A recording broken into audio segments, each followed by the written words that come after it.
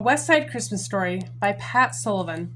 My husband Chuck and my sister Lee are partners in a heating company in Chicago. Lee is the buyer, hirer, firer, phone answerer, typist, bookkeeper, and office girl. She will bring hot soup and sandwiches to a crew in an icy basement at 3 o'clock in the morning, but she is hard-hearted Hannah when it comes to spending company money. When she says no to an expense account item or something she thinks is a luxury, her eyes shoot fire, and Chuck, who is usually a very verbal man, starts to tiptoe around her desk. One day, about a week before Christmas, all the phones in the office seemed to start ringing at once. There were more broken boilers, burned out fire pots, and stuck stack switches than there had ever been before, and the men were working around the clock. I went into the office to help out on the phones, and it was all I could do just to write down the names and addresses of the people without heat. Worst of all, it seemed that everyone who called either had a new baby, an old grandmother, or had just gotten out of the hospital themselves. One woman called in tears. She lived in a section of Chicago where rioting, looting, and burning had taken place a few months earlier. She had been phoning for several hours, one heating company after another, trying in vain to get a serviceman to work in a black neighborhood. I took the order and promised that a man would be there within the hour. Then she asked if she could pay a little money each week for the service call, and I looked at Lee and repeated the question. She nodded, okay. And when I told the customer, Mrs. Jenkins, not to worry, she said, "God bless you, miss," and hung up. Lee turned the call over to Chuck, as all the other men were out. "Bump that other call I gave you. They only have a noisy burner. This one is a no-heat. Better get right on it."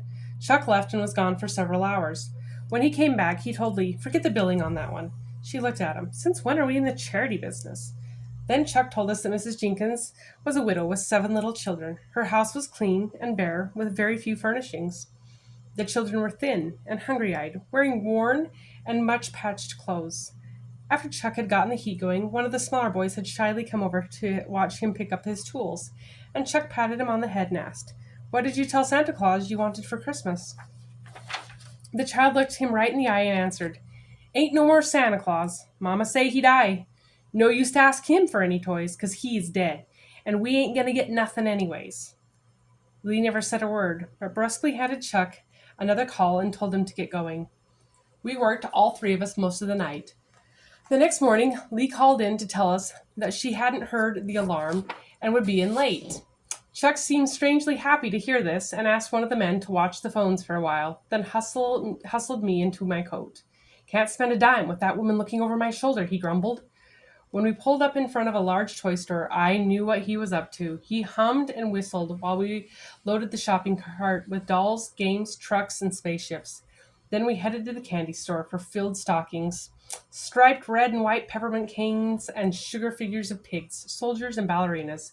We drove through the thick snowflakes bumper to bumper all the way to the west side, unloaded the piles of presents, and rang Mrs. Jenkins' doorbell. In we trotted, behind the whooping children, to find a red-cheeked Lee pinning a Christmas star of Bethlehem on the top of a fragrant pine tree. Nearby was Mrs. Jenkins, smiling through her tears as she carefully unpacked a nativity scene and reverently placed the figures of the Holy Family in the middle of her dining room table. "Well, don't just stand there. Get busy," said Lee, handing a box of tinsel to my open-mouthed husband. "What took you so long?"